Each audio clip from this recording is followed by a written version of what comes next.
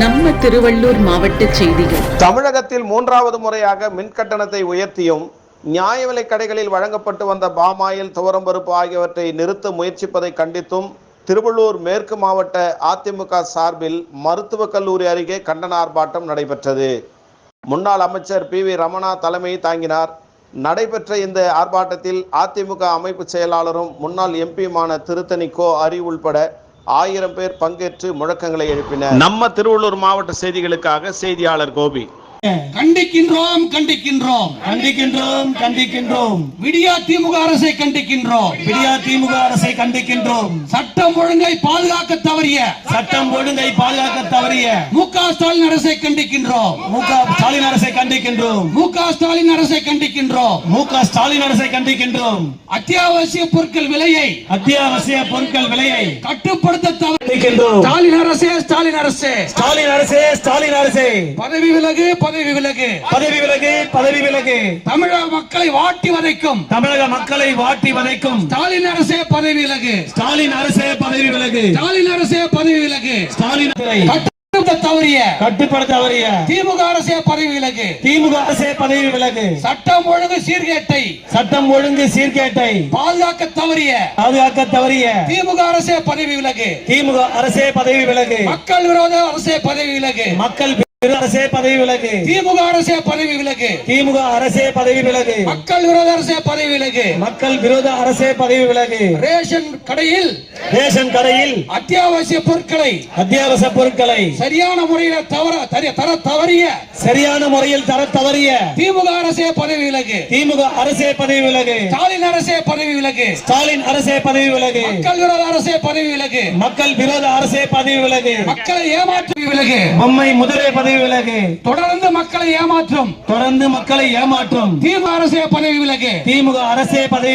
தமிழ்நாட்டு மக்கள் இன்றைய தினம் மாண்புமிகு எடப்பாடியார் அவர்கள் தமிழ்நாட்டை ஆட்சி செய்தால் இது போன்ற பிரச்சனைகள் இருக்காது என்று நினைக்கின்றனர்.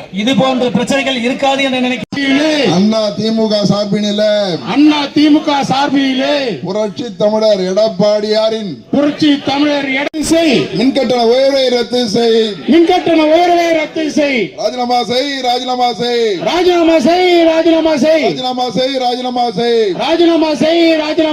சட்டம் ஒழுங்கை பாதுகாக்காத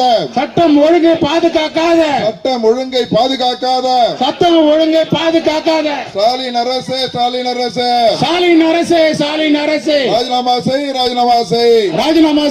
ராஜினாமா செய். கட்டுப்படுத்த நடவடிக்கை எடு.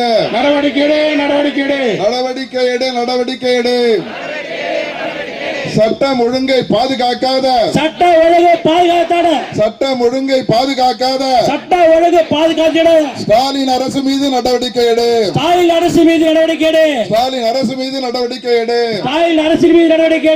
டிஸ்மிஸ் செய்.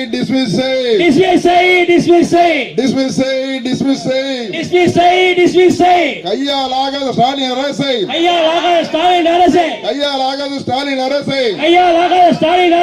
மானங்கெட்டு போய் ஆட்சி நடத்தும் ஸ்டாலின் அரசை கட்டுப்படுத்து.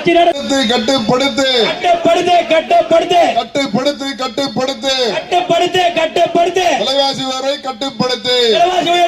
மின்கட்டண உயர்வை திரும்ப பெறு.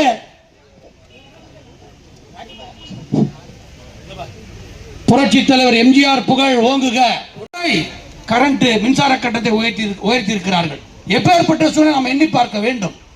இந்த 3 ஆண்டுகளே இந்த அரசில் மக்களுக்கு எந்த புதிய திட்டங்களும் கிடையாது, எந்த நன்மையும் கிடையாது. பொய்யான ஆட்சி, பொய்யான அரசு, ஒரு பொம்மை அரசு இன்றைக்கு மு.க. ஸ்டாலின் நடத்தி கொடுக்கிறார். இதுதான் யதார்த்தமான உண்மை.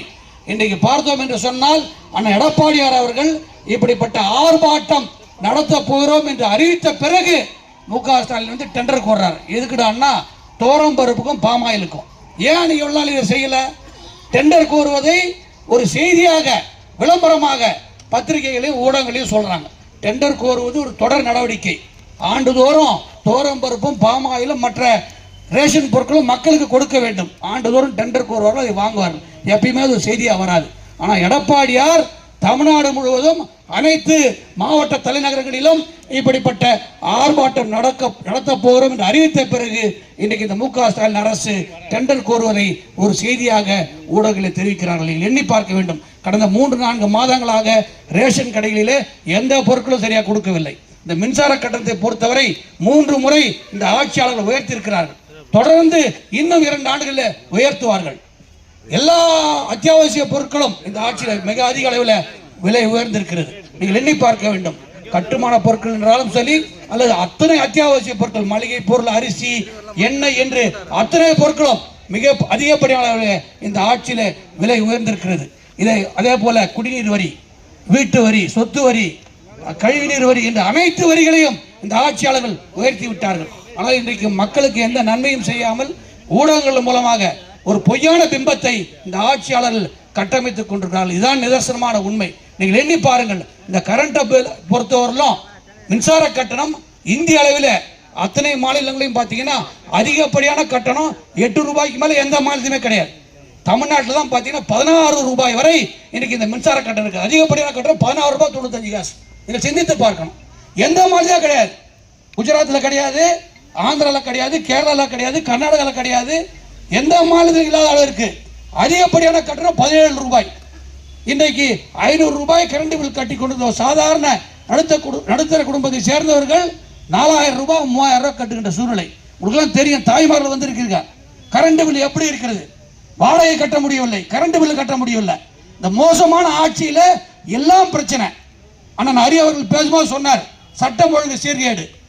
ஒரு மாநில தலைவர், தேசிய கட்சியுடைய மாநில தலைவர் ஆம்ஸ்ட்ராங் அவர்கள் இன்றைக்கு வெட்டி படுகொலை செய்யப்படுகிறார். இந்த ஆட்சியில தினந்தோறும் கொலைகள், 600 கொலை 200 நாள்ல. இந்த ஆட்சியில கடந்த 200 நாட்கள்ல போன வாரம் வரை கணக்கு எடுத்துக் கொண்டோம் என்று சொன்னால் தமிழ்நாடு முழுவதும் 600 கொலைகள் இந்த மு.க. ஸ்டாலின் ஆட்சியிலே நடந்திருக்கிறது.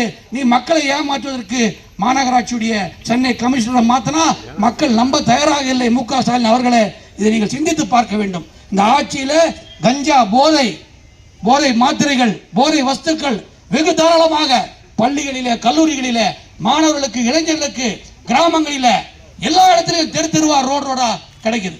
இதுதான் நிதர்சனமான உண்மை. இளைஞர்களுக்கு வேலை வாய்ப்பு இல்லை. ஒரு சந்தி சிரிக்கின்ற ஆட்சி, மோசமான ஆட்சி. இதுவரை இந்திய அரசியல் வரலாற்றில், தமிழக அரசியலிலே எந்த ஒரு முதலமைச்சரும் செய்யாத அளவிற்கு ஒரு மோசமான ஆட்சியை இன்றைக்கு இந்த மு.க. ஸ்டாலின் நடத்தி கொண்டிருக்கிறார். இதுதான் யதார்த்தமான உண்மை. நம்முடைய திருவள்ளூர் மாவட்ட மக்கள், திருவள்ளூர் சட்டமன்ற தொகுதி மக்கள், திருத்தணி சட்டமன்ற தொகுதி மக்கள் நீங்கள் எண்ணி பார்க்க வேண்டும். இங்கே பேசுகின்ற தகவல்களை தாய்மார்கள் நீங்கள் வீட்டிற்கு கொண்டு சென்று உங்கள் பகுதியில் இருக்கின்ற உங்கள் வீட்டு மக்களுக்கு, உங்கள் அக்கம் பக்கத்தில் இருக்கின்றவர்கள், தெருவில் இருக்கிறவர்களெல்லாம் இதை சொல்ல வேண்டும். இந்த மோசமான ஆட்சியுடைய உண்மை நிலையை நீங்கள் விளக்க வேண்டும். இந்த நேரத்தில் நாங்கள் பணிவன்போடு கேட்டுக்கொள்கிறோம்.